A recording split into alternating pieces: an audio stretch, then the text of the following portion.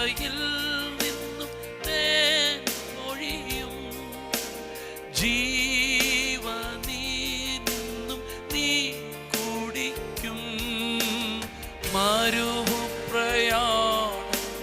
കഴിയും വരെ മറയ്ക്കുമവൻ എൻ്റെ ചിറകടിയിൽ.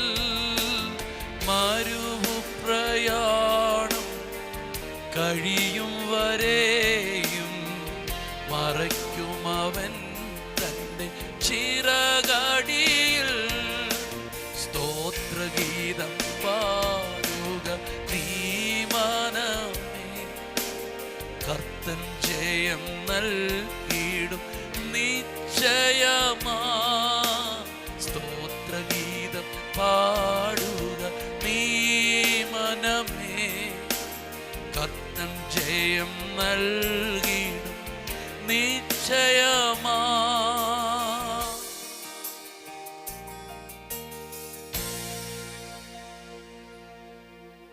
വോയിസ് ഓഫ് ലവിൽ ഇന്ന് കർത്താവ് ഇടപെടുന്ന വചനം 78-ാം സങ്കീർത്തനം, അതിൻ്റെ 15-ാമത്തെ വാക്യം, 16-ാമത്തെ വാക്യം ഒന്ന് ശ്രദ്ധിച്ചോട്ടെ. അവൻ മരുഭൂമിയിൽ പാറകളെ പിളർന്ന് ആഴികളാൽ എന്ന പോലെ അവർക്ക് ധാരാളം കുടിക്കുവാൻ കൊടുത്തു. പാറയിൽ നിന്ന് അവൻ ഒഴുക്കുകളെ പുറപ്പെടുവിച്ചു, വെള്ളം നദികളെപ്പോലെ ഒഴുകുമാറാക്കി. ഒന്നുമില്ലാത്ത മരുഭൂമിയിലൂടെ ദൈവം തൻ്റെ ജനത്തെ നടത്തുമ്പോൾ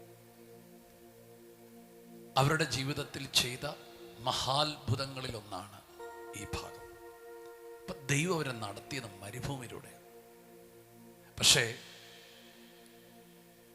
കൊരിന്ത്യ ലേഖകൻ പറഞ്ഞേക്കുന്നത് നമ്മുടെ പിതാക്കന്മാർ മേഘത്തിന് കീഴിലാണെന്ന്.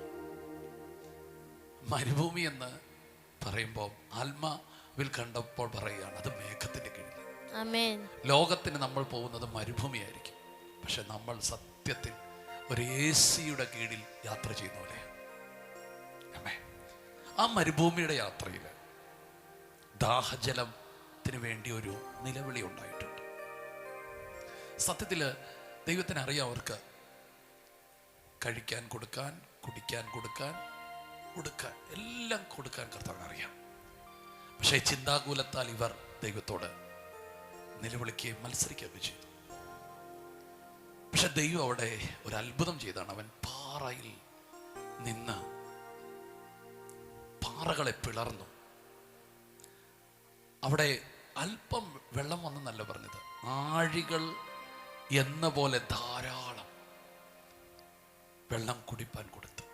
അടുത്ത വാക്കുണ്ട്, സ്തോത്രം, അമേൻ. പാറയിൽ നിന്ന് ഒഴുക്കുകൾ പുറപ്പെട്ടു, വെള്ളം നദികൾ പോലെ ഒഴുകി.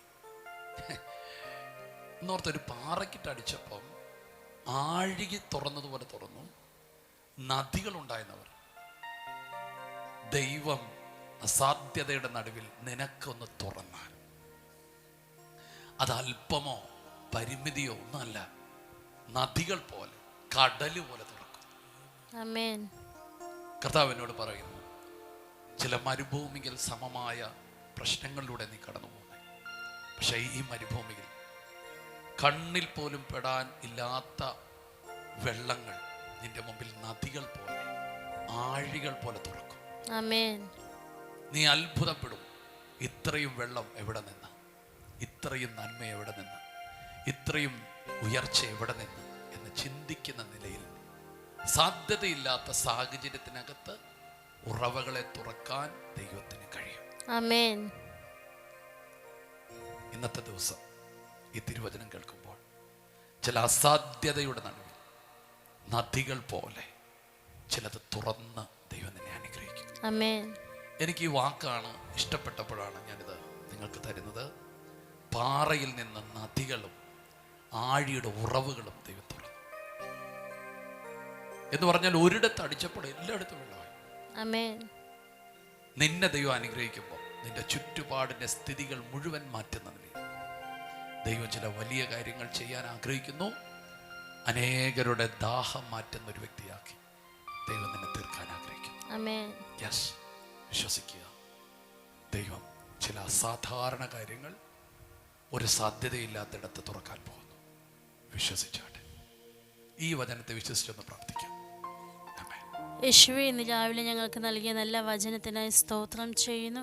കർത്താവേ, മരുഭൂമിയിൽ അസാധ്യതകളുടെ നടുവിൽ വലിയ സാധ്യതകളെ അങ്ങ് തുറക്കുന്നവനാകിയാൽ സ്തോത്രം ചെയ്യുന്നു പിതാവേ. ഞങ്ങൾക്ക് അസാധ്യമായവ ദൈവത്തിന് സാധ്യമായിരിക്കാൻ നന്ദി പറയുന്നു പിതാവേ. കർത്താവേ, ഇന്ന് ഈ വചനം കേൾക്കുന്ന ഓരോ വ്യക്തി ജീവിതങ്ങളിലും കർത്താവർക്ക് അസാധ്യമായ മേഖലകളിൽ അങ്ങ് അസാധാരണമായി വെളിപ്പെടുവാൻ പോകുന്നതിന് നന്ദി പറയുന്നു. അസാധാരണമായ ചില വഴികളും വാതിലുകളും ഇന്ന് പോലെ അങ്ങ് തുറന്നു കൊടുക്കുന്നതിന് നന്ദി പറയുന്നു. നദികൾ പോലെ ചില കാര്യങ്ങളെ കർത്താവ് അങ്ങ് പുറപ്പെടുവിക്കാൻ പോകുന്നതിന് നന്ദി പറയുന്നു. യേശുവിൻ്റെ നാമത്തിൽ ഓരോ വ്യക്തിയും അനുഗ്രഹിക്കുന്നു. യേശുവിൻ്റെ നാമത്തിൽ ഇന്നത്തെ ദിവസത്തെ അനുഗ്രഹിക്കുന്നു. യേശുവിൻ്റെ നാമത്തിൽ തന്നെ ആമേൻ. നദികൾ പോലെ ചില അനുഗ്രഹങ്ങൾ ദൈവം നിങ്ങൾക്കായി തുറക്കുന്നു. പ്രതിസന്ധിയുടെ നടുവിൽ ഞങ്ങൾ ഒരുമിച്ച് തുറക്കാൻ പ്രാർത്ഥിക്കും. ഇപ്പോൾ ഈ വരണ്ട് കിടക്കുന്ന ഈ കുടുംബത്തിനകത്ത് നദികൾ പോലെ ചില ഉറവുകൾ പൊങ്ങട്ടെ. ഒരു സാധ്യതയില്ലാത്ത ജീവിതം നയിക്കുന്ന ഈ പ്രിയപ്പെട്ടവർക്ക് വേണ്ടി നദികൾ പോലെ ചില ഉറവുകൾ തുറക്കട്ടെ യേശുവിൻ്റെ നാമത്തിൽ. അതങ്ങനെ സംഭവിക്കുന്നതിനായി സ്തോത്രം. ഞങ്ങൾ കുടുംബമായി ഈ ജനത്തെ അനുഗ്രഹിക്കുന്നു യേശുവിൻ നാമത്തിൽ. സന്തോഷത്തോടെ തുടരുക. ഈ വചനം നിങ്ങൾക്ക് വിടുതലാണെങ്കിൽ ഞങ്ങളെ അറിയിക്കുക. പ്രാർത്ഥന കാര്യങ്ങൾ ഞങ്ങളെ അറിയിക്കുക. God bless you. ശലോം.